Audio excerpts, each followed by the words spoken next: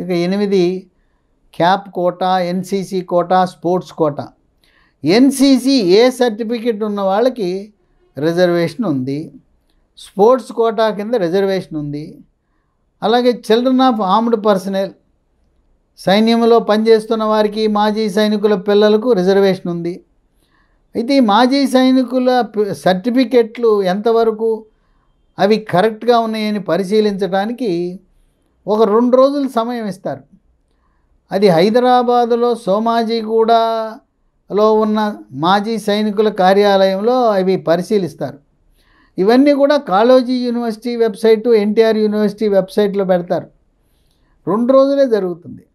అలాగే ఈ sports quota సర్టిఫికెట్లు, ఎన్సీసీ సర్టిఫికెట్ల పరిశీలన జరుగుతుంది. 1 రోజో 2 రోజులో జరుగుతుంది. కనుక మీరు వెబ్సైట్లు చూడకపోతే ఈ క్యాప్ వాళ్ళు, ఎన్సీసీ వాళ్ళు, స్పోర్ట్స్ వాళ్ళు మీరు కోల్పోతారు సీట్లు. ఆ రోజు వెళ్ళిన వాళ్ళకే ఆ కోటా ఇస్తారు. నాకు తెలవదండి, నాకు సమాచారం లేదండి అంటే కుదరదు. కనుక వెబ్సైట్లో గమనించి వాళ్ళు ఇచ్చిన టైము, డేటు ప్రకారం మీరు వెళ్ళాలి. మొదటి రోజు ఈ ర్యాంక్ వరకు రండి, రెండో రోజు ఈ ర్యాంక్ అంటారు, 2 రోజుల్లో ముగించేస్తారు. కనుక ప్రత్యేక కేటగిరీలో రిజర్వేషన్ పొందేవారు. అయితే క్యాప్ కింద, ఎన్సీసీ కింద, స్పోర్ట్స్ కోటా కింద మార్కులు తక్కువ వచ్చిన వారికి కూడా సీట్లు వచ్చే అవకాశం చాలా ఎక్కువ ఉంది. కనుక సమయం చూసుకుని వెళ్ళండి. ఇక 9 ఆల్ ఇండియా కోటాలో మన సొంత రాష్ట్రంలో కూడా పెట్టుకోవచ్చు.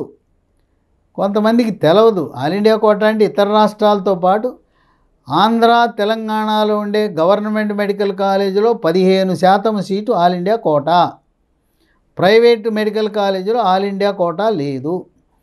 కనుక మనం ఆల్ ఇండియా కోటా మనకు నచ్చిన మన తెలుగు రాష్ట్రాలలో ఉండే కాలేజీలో పెట్టుకోవచ్చు. ఇంకోటి ఏంటంటే మీరు ఎక్కడ ఎంబీబీఎస్ చదివారో అక్కడే మీకు స్థానికత ఉంటుంది. అయితే ఇప్పుడు సుప్రీంకోర్టు ఒక తీర్పు ఇచ్చింది. ఈ పీజీ సీట్ల కొరకు రిజర్వేషన్ అంటే స్థానిక రిజర్వేషన్ లేదు. ఇప్పటికే సూపర్ స్పెషాలిటీ కోర్సులో 100% ఆల్ ఇండియా కోటానే. రాష్ట్రాలకు ఏమి సీట్లు లేవు.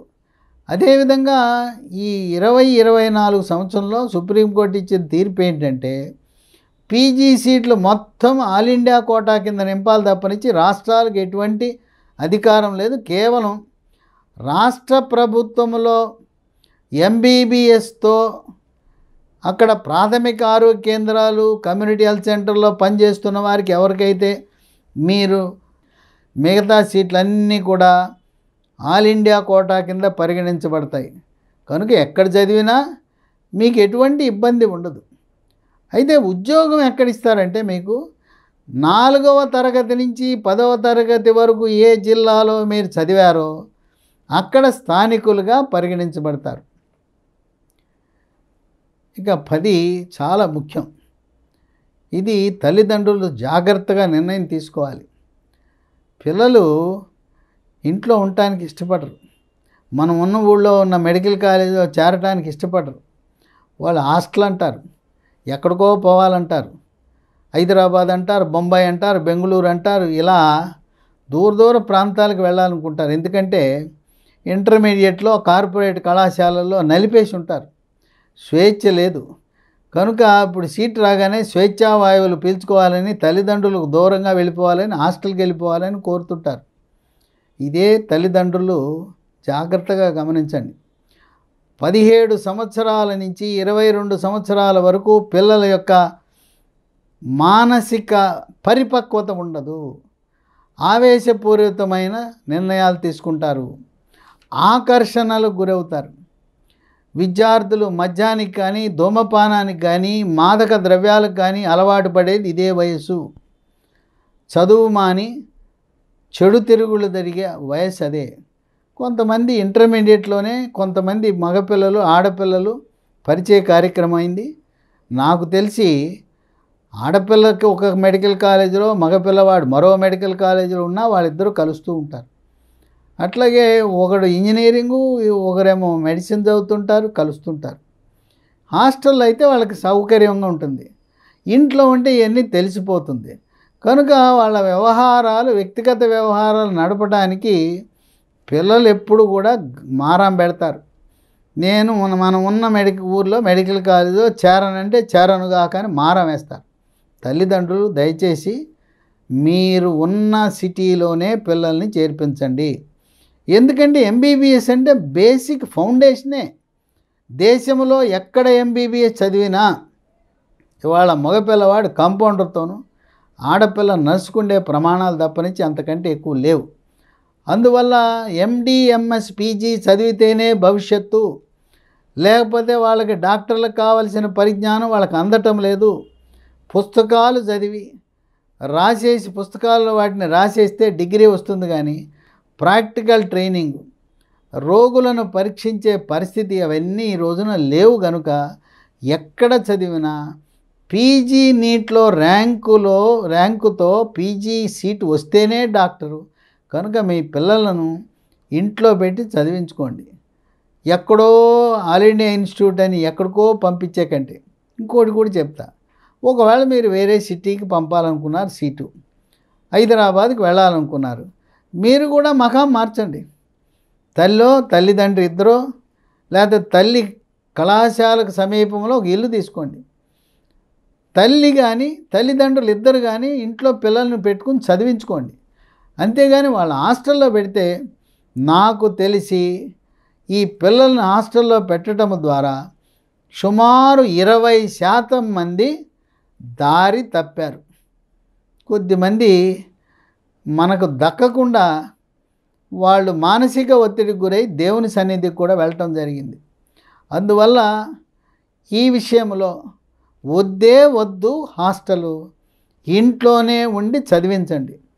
మీరు ఉన్న ఊర్లో ప్రైవేటు మెడికల్ కాలేజ్ ఉంటే గవర్నమెంట్ మెడికల్ కాలేజీని వదిలేసి, ఆ ఊళ్ళో గవర్నమెంట్ మెడికల్ కాలేజ్ లేరు, మీరు ఉద్యోగం చేసే ఊర్లో కానీ మీరు నివాసం ఉండే ఊర్లో ప్రైవేట్ మెడికల్ కాలేజ్ ఉంటే గవర్నమెంట్ మెడికల్ కాలేజ్ సీట్ వదిలేసి ప్రైవేట్ మెడికల్ కాలేజీలో ఏ కేటగిరీ కన్వీనర్ కోటా తీసుకుని చదివించండి. సాయంత్రం ఇంటికి వస్తున్నారా లేదా, ఎక్కడ తిరుగుతున్నారు ఏంటి అని గమనించవలసిన అవసరం ఉంది. హైదరాబాద్ నగరం, మద్రాసు, అలాగే ముంబై, కలకత్తా, మణిపాల్, ఇవన్నీ కూడా ఎక్కడ చూసినా కూడా మాదక ద్రవ్యాలు. యువత దారి తప్పుతున్నారు. పీజీ వచ్చేసరికి వాళ్ళ వయసు 22 ఏళ్ళు ఉంటుంది. అప్పటికి మానసిక పరిస్థితి, మానసిక పరిపక్వత వస్తుంది. కృత్రిమ ఆకర్షణలకు లోనవరు. చాలామంది పిల్లలు పాడైపోయిన వయసు చూస్తే 17 నుంచి 20 సంవత్సరాల వయసులో ఉన్న వాళ్ళే పిల్లలు దారి తప్పుతారు. కనుక ఈ యొక్క విషయాన్ని గమనించండి. మీరు నాతో జూమ్ మీటింగ్ సమయంలో ఎక్కడ చేర్పించాలి, మా ఊర్లో ఈ కాలేజ్ ఉంది, ఆప్షన్లు ఎలా పెట్టాలని నన్ను అడగండి. ఆప్షన్లు పెట్టేటప్పుడు మీకు సహకరిస్తాను. ఇక 11, పాపం కొంతమంది తల్లిదండ్రులు హైదరాబాద్లో సరైన విద్య లేదని విజయవాడకు తెచ్చి ఇక్కడ ఇంటర్మీడియట్ చదివించారు. దాంతో ప్రస్తుతం ఉన్న తెలంగాణ సర్కారు, కాంగ్రెస్ సర్కారు వాళ్ళని స్థానికేతరులుగా పరిగణించి మీకు అర్హత లేదన్నారు. కోర్టుకు వెళ్ళారు. కోర్టు మధ్యంతర ఉత్తర్వులు ఇచ్చి వాళ్ళని స్థానికులుగా పరిగణించమన్నారు. కనుక మీకు అటువంటి సమస్య ఉంటే తెలంగాణలో ఉండి ఆంధ్ర ప్రాంతంలో ఇంటర్మీడియట్ చదివి ఉంటే ముందుగానే కోర్టు తలుపులు తట్టి, ఇంకా ఏదైనా న్యాయపరమైన సమస్యలు ఉంటే ముందుగానే సీటు రాలేదు అని చెప్పి అప్పుడు కోర్టుకు వెళ్ళొద్దు. ఇప్పుడు కోర్టు వేసవి సెలవులు అవ్వగానే జూన్లో తెరుస్తారు, జూన్లో కోర్టులో వేయండి. ముందుగానే సీట్లు అలాట్మెంటు కాకముందే మీ న్యాయపరమైన చిక్కులు, సమస్యలు పరిష్కారం చేసుకుని మధ్యంతర ఉత్తర్వులో, ఫైనల్ ఉత్తర్వులో మీ చేతిలో పెట్టుకొని సీట్లు పొందండి. ఇక 12, ఎస్సీ షెడ్యూల్డ్ క్యాస్ట్ పిల్లల విషయం. ఈ సంవత్సరం తెలంగాణ, ఆంధ్రప్రదేశ్ రాష్ట్రంలో వర్గీకరణ అమలవుతుంది. ఏబిసి 3 కేటగిరీలు. ఆంధ్రప్రదేశ్లో జిల్లాల వారీగా ఈ నిష్పత్తి మారుతుంది. అక్కడ ఉన్న జనాభా ఆధారంగా ఒక జిల్లాలో ఒక రేషియో ఉంటుంది, ఇంకో జిల్లాలో ఒక పర్సంటేజ్ ఉంటుంది. కనుక ఈ ఏబిసి వర్గీకరణ వల్ల ఆశించిన మాల సామాజిక వర్గానికి వారికి గతంతో పోలిస్తే వాళ్ళకి రాకపోవచ్చు. మాదిగ సామాజిక వర్గానికి చెందిన వారు సీటు రాదని ఈ లాంగ్ టర్మ్ వాళ్ళని మిమ్మల్ని పట్టుకెళ్ళి అక్కడ కూర్చోబెడతారేమో. మాదిగ సామాజిక వర్గానికి చెందిన వారికి గతంలో ఊహించని రీతిలో మార్కులు తక్కువ వచ్చినా మీకు సీట్ వచ్చే అవకాశం ఉంటుంది. కనుక ఇంతవరకు మనకి ఏబీసీలో డేటా లేదు కనుక ఎస్సీ సీట్లు ఎలా జరుగుతాయి అనేది కేవలం ఊహాగానాలే. ఇంకొక విషయం మీరు గమనించాలి, చాలామంది దళితులు సర్టిఫికెట్లో హిందూ అని ఉంటుంది, కానీ వాళ్ళు ఆచరణలో క్రైస్తవ మతాన్ని ఆచరిస్తున్నారు. మెడలో సిలువ ఉంటుంది, బొట్టు పెట్టుకోరు. తర్వాత ఇంట్లోకి వెళ్తే మేరీమాత క్రైస్తవ ఫోటోలు ఉంటాయి. ఇంట్లో వివాహాలన్నీ కూడా క్రైస్తవ ఆచారం ప్రకారం చేస్తున్నారు. ఇప్పటి వరకు నడిచిపోయింది. మీరు హిందూ అని పెట్టి హిందూ రిజర్వేషన్ కింద సీటు పొంది మీరు క్రైస్తవ మతం క్రైస్తవ మతము ఆచరిస్తున్నట్లుగా ఏ ఆధారాలు దొరికినా మీకు సీటు పోతుంది. ఎవరు పెడతారు మేము ఎట్టా అని తెలుస్తుందంటే మీ స్నేహితులు పెడతారు, మీ బంధువులు పెడతారు. బంధువులకి ఏంటంటే నీకు సీటు వచ్చిందని ఈర్ష్య, వాళ్ళు బాగుపడిపోతున్నారని ఈర్ష్య, లేదా మీ ఇంటి పక్క వాడితో తగాదా, ఆఫీసులో ఆ పక్కన ఉండే సీటు వాడితో తగాదా, వాడు పట్టుకుంటాడు పిటిషన్. ఏజెంట్లు, దళారులు, కన్సల్టెంట్లు అవతారం ఎత్తి తల్లిదండ్రులను విద్యార్థుల్ని ఆకర్షించడానికి ప్రయత్నిస్తారు. ఈ మెడికల్ కాలేజ్ యాజమాన్యంతో మాకు లింక్ ఉంది, ఆ కాలేజీతో లింక్ ఉంది, ఆ యూనివర్సిటీతో లింక్ ఉందని నమ్మబలుగుతారు.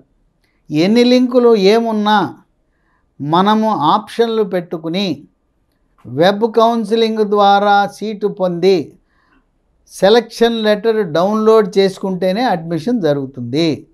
కనుక ఏజెంట్లను, దళారులను నమ్మద్దు. కొంతమంది విద్యార్థులే మీ స్నేహితులే వాళ్ళు ప్రలోభాలకు గురై మిమ్మల్ని తప్పుదారి పట్టించడానికి ప్రయత్నిస్తారు. అట్లాగే మన ఇంటి పక్క వాడో, మన బంధువు, మన అధ్యాపకులు ధనాపేక్షతో వాళ్ళు ఏదో తులము ఫలం ఆశపడి మనల్ని తప్పుదారి పట్టించడానికి ప్రయత్నిస్తారు. ఎవ్వరి మాట వినద్దు. అలాంటిది ఏదన్నా ఉంటే జూమ్ మీటింగ్లో నన్ను అడగండి, ఫలానా వారు సాయం చేస్తానంటున్నారు, తీసుకోమంటారా లేదా అని. నాకు 2 తెలుగు రాష్ట్రాల నుండి అన్ని ప్రైవేటు కాలేజీల యాజమాన్యాలతో పరిచయం ఉన్నది. వాళ్ళెవరు కూడా ఇటువంటి వాటిని ప్రోత్సహించరు. వాళ్ళ సీట్లు ఆటోమేటిక్గా నిండుతాయి. ఈ బ్రోకర్ల అవసరం లేదు. 100కి 100 రూపాయలు బి కేటగిరీ, సి కేటగిరీలు వెబ్ కౌన్సిలింగ్ ద్వారా నిండుతున్నప్పుడు వీళ్లను ప్రోత్సహించవలసిన అవసరం లేదని గమనించి, అట్లాగే మేము అప్లికేషన్ నింపుతాం, సలహా ఇస్తాం, సూచన ఇస్తాం, 30,000 కట్టు, 40,000 కట్టు, 50,000 కట్టు అని చెప్పి మీ దగ్గర డబ్బులు గుంజడానికి వెబ్సైట్లు, అలాగే అనేక మంది వీడియోలు విడుదల చేస్తున్నారు. వీడియోలు విడుదల చేయాలంటే నీకేం అనుభవం ఉంది, ఏం అర్హత ఉందని వీడియోలు. వాళ్ళు చెప్పే సమాచారం అంతా తప్పుడు సమాచారం, లేదు ఎవరి దగ్గర కాపీ కొట్టిన సమాచారం. పరిజ్ఞానము లేకుండా విడుదలయ్యే వీడియోలు అవి తెలుగు అయినా, ఇంగ్లీష్ అయినా, హిందీ అయినా వ్యాపారం కోసం చేస్తున్నారు. నాకు ఎటువంటి ప్రయోజనం ఆశించి చేయటం లేదు, వాళ్ళు ఏదో ఆశించి చేస్తున్నారు. అందువల్ల మీరు ఈ ఏజెంట్లు లేకపోతే మీకు సహాయం చేస్తాము, 10,000 కట్టు, 20,000 కదా కట్టు, 30,000 అవన్నీ వృధా.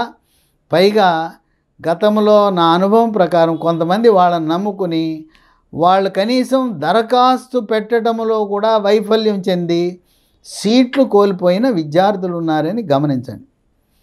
ఇక 15 ఆఖరిగా, మొత్తము భారతదేశంలో ఉండే ఏ సీట్ అయినా యాజమాన్యాలు వాళ్ళు ఇవ్వటానికి అర్హత లేదు. అన్నీ వెబ్ కౌన్సిలింగ్ ద్వారా 4 రౌండ్ల ద్వారా జరుగుతుంది. మొదటి రౌండు, 2వ రౌండు, 3వ రౌండు, 4వ రౌండు. మొదటి రౌండ్లో సుమారు 85% సీట్లు నిండిపోతాయి. 2వ రౌండ్లో 10% సీట్లు నిండుతాయి. ఇక 3% సీట్లు సుమారు 3వ రౌండు, 4వ రౌండు 2% సీట్లు ఉంటాయి. కనుక 2వ రౌండ్ తర్వాత మీకు ఏయో సీట్లు వస్తాయని నమ్మకం పెట్టుకోవద్దు. తర్వాత ఈ ఎన్సీసీ, స్పోర్ట్సు, క్యాప్ ఇవన్నీ ప్రత్యేక కేటగిరీలు అందరితో పాటు జరగవు. ఆ కౌన్సిలింగ్ అవి ఆఖరికి చేస్తారు. అవి వస్తుందో లేదో నమ్మకం లేదు. ఎందుకంటే వాటికి ప్రత్యేక ప్రక్రియ ఉంది కనుక వాటి ఎంపిక ఆలస్యం అవుతుంది. ఇప్పుడు మొదటి రౌండ్లో చేరిన తర్వాత రెండవ రౌండ్ కూడా మళ్ళీ దరఖాస్తు పెట్టుకునే అవకాశం ఉంటుంది. అప్పుడు నేను మొదటి రౌండ్ కాలేజీ ఉంచుకుని నాకు నచ్చితే రెండవ రౌండ్ కాలేజీలో చేరతాననే ఆప్షన్ ఒకటి ఉంటుంది. ఇంకోటి ఉంటుంది, నేను మొదటి రౌండ్ వదిలేస్తాను, రెండవ రౌండ్లో ఏదొస్తే అది చేరతానని రాయాలి ముందే. ఇప్పుడు మీరు మొదటి రౌండ్లో వచ్చిన కాలేజీ ఉంచుకుంటాను అని అన్నారనుకో, అక్కడ ఖాళీ చూపించరు. అట్ట కాకుండా మొదటి రౌండ్లో వచ్చిన కాలేజీ నేను వదిలేసి రెండవ రౌండ్లో నా అదృష్టాన్ని పరీక్షించుకున్నామంటే ఈ మొదటి రౌండ్లో నీ సీటు వేరే వాడికి అలాట్ చేసేస్తాడు, అక్కడ ఉండదు. కనుక జాగ్రత్తగా ఆప్షన్లు పెట్టుకోవాల్సిన అవసరం ఉంది. సీటు చేరిన తర్వాత కూడా, ఫీజు కట్టిన తర్వాత కూడా కొంతమంది ఇక్కడే ఉంటాను నేను మారను అని రాయాలి. అంటే మీకు 3 ఆప్షన్లు ఉంటాయి. ఒకటి, నేను ఈ కాలేజీతో సంతోషంగా ఉన్నాను, ఇక్కడే ఉంటాను, మారను. రెండవది, ఇక్కడ ఉండి రెండవ రౌండ్లో మంచి కాలేజీ నాకు నచ్చింది వస్తే వెళ్తాను, లేకపోతే ఇక్కడే ఉంటాను. ఇక మూడోది, అసలు నేను ఇక్కడ ఉండను, ఇది ఖాళీ చేసేస్తున్నా, నా అదృష్టం రెండో రౌండ్లో ఎక్కడొస్తే అక్కడికి వెళ్ళిపోతానంటే అది గాలిలో ఉంటారు. ఎప్పుడూ కూడా మూడో ఆప్షన్ పెట్టకూడదు. ఇక్కడ ఉండి నాకు రెండవ రౌండ్లో మంచి కాలేజ్ వస్తే, నాకు నచ్చిన కాలేజ్ వస్తే వెళ్తానని పెట్టుకోవాలి. ఈ విధంగా ఈ రౌండ్ల విషయంలో కూడా కొంచెము క్లిష్టతరం ఉంటుంది, అంత ఈజీ కాదు. తర్వాత ఇంకో విషయం మీరు గమనించాలి. ఇప్పుడు మీకు రిఫండబుల్ డిపాజిట్ అని ఉంది ఆల్ ఇండియా కోటాలో. మీరు వచ్చిన సీట్ను వృధా చేస్తే ఆల్ ఇండియా ఆ రిఫండబుల్ డిపాజిట్ కోల్పోతారు. తర్వాత మూడో రౌండ్లో వచ్చిన సీట్ చేరకపోతే నాలుగో రౌండ్కి రానివ్వడు. ఇవన్నీ దాంట్లో ప్రాస్పెక్టస్లో రాసి ఉంటాయి. ఇక నాలుగో రౌండ్ చేరావు, చేరిన తర్వాత నువ్వు బయటికి పోవాలంటే బాండ్ ఉంటుంది, 20 లక్షలు కట్టాలి. లేదు, నువ్వు అదృశ్యమైతే ఒక 2 సంవత్సరాల పాటు నేను నీట్ పరీక్ష రానివ్వడు, అంటే పెనాల్టీలు ఉంటాయి. కనుక సీట్లు వృధా కాకుండా ఒకటో రౌండ్ నువ్వు నీ ఇష్టం వచ్చినట్టు నిర్ణయం తీసుకోవచ్చు, ఏం పెనాల్టీ లేదు. రెండో రౌండ్ అయినా ఓకే. మూడో రౌండ్ వచ్చేసరికి ఏంటంటే నీ డిపాజిట్ పోతుంది. తర్వాత మూడో రౌండ్లో నువ్వు చేరి వృధా చేస్తే ఇక నాలుగో రౌండ్కి బానివ్వడు. ఇక నాలుగో రౌండ్లో వచ్చిన సీటు వృధా చేసేస్తే మళ్ళీ ఉండవు కనుక అక్కడ నీకు గట్టి పెనాల్టీ పడే అవకాశం ఉంది. కనుక ఈ రౌండ్లు ఎలా ఏంటి అనేది ఈ జూమ్ మీటింగ్లో మాకు ఈ రౌండ్ వచ్చింది. తర్వాత రిజిస్ట్రేషన్ కూడా కేంద్ర పద్ధతి వేరు, రాష్ట్రం వేరు. ఆల్ ఇండియా కౌన్సిలింగ్లో ప్రతి రౌండ్కి తాజా రిజిస్ట్రేషన్ ఉంటుంది. ఒకటో రౌండ్ రిజిస్ట్రేషన్, 2, 3, 4. అంటే మొదటి రౌండ్ రెండో రౌండ్ రిజిస్టర్ చేయని వాడు కూడా 3, 4లోకి వెళ్ళచ్చు. కానీ మన ఎన్టీఆర్ యూనివర్సిటీ, కాళోజీరావు యూనివర్సిటీల్లో ఒక్కసారే రిజిస్ట్రేషన్ ఉంటుంది. రెండో రౌండ్ అప్పుడు 3, 4 రౌండ్లప్పుడు ఈ యూనివర్సిటీలో రిజిస్ట్రేషన్ లేదు, నువ్వు పెట్టకపోతే పోయినట్టే. కానీ ఆల్ ఇండియాలో మాత్రం 4 సార్లు రిజిస్ట్రేషన్ చేసుకోవచ్చు, ఫీజు కట్టి చేసుకోవచ్చు. ఇంకో ప్రక్రియ ఉంది. ఎన్టీఆర్ యూనివర్సిటీ వాళ్ళు గతంలో ఒక్కసారి నీవు మొదటి రౌండ్ అప్పుడు ఏం ఆప్షన్లో పెట్టావో అవే 2, 3, 4 రౌండ్లు కూడా వర్తిస్తాయి అంటారు. కొంతమంది కొంచెం బ్రాడ్ మైండ్తో వాళ్ళు ఏం చేస్తారు, కాళోజీనా ఎన్టీఆర్ యూనివర్సిటీ వాళ్ళు, సర్లే మొదటి రౌండ్కి ఆప్షన్లు పెట్టావు, మళ్ళీ రెండో రౌండ్ అప్పుడు కూడా ఆప్షన్లు పెట్టుకోవచ్చని వాళ్ళు ఇవ్వాలి, ప్రాస్పెక్టస్లో రాయాలి. మనకు ఈ Kaloji Narayanarao university prospectus, NTR university prospectus తరోగా చదవండి. చదివి నేను చదువుతాను, ఫలానా పేజీలో ఇలా రాసి ఉందని అడగండి. కనుక ఆప్షన్లు మొదటి రౌండ్లో చాలా జాగ్రత్తగా పెట్టుకోవాల్సిన అవసరం ఉన్నది. ఎడాపెడా పెట్టుకుంటే మార్చుకునే అవకాశం ఉండదు, అదే 4 రౌండ్లకి వెళ్ళిపోతుంది. కనుక ప్రాస్పెక్టస్ని క్షుణ్ణంగా చదవాలి. మీరు 2 ప్రాస్పెక్టస్లు, ఒకటి ఆల్ ఇండియా కౌన్సిలింగ్కి ఒక ప్రాస్పెక్టస్, తెలంగాణ కాళోజీ నారాయణరావు ఎన్టీఆర్ ఏదో ఒక ప్రాస్పెక్టస్, మూడోది ఆయుష్ కోర్సులో చదవాలనుకున్నవారు ఆయుష్ ప్రాస్పెక్టస్. ప్రతి పేజీలో ఉన్న అంశాలను క్షుణ్ణంగా చదవండి. అవి చదవకుండా ఉంటే మీరు చాలా విధాలుగా నష్టపోయే అవకాశం ఉంది. ఇక జూమ్ మీటింగ్ గురించి ఒక విషయం చెప్తాను. కొంతమంది 10 రోజులకోసారి 15 రోజులకోసారి వస్తారు. వాళ్ళకి ఏం అర్థం కాదు. సినిమా సగం అయిపోయిన తర్వాత ఇప్పుడు దాకా ఏం జరిగిందంటే ఏం తెలుస్తుంది?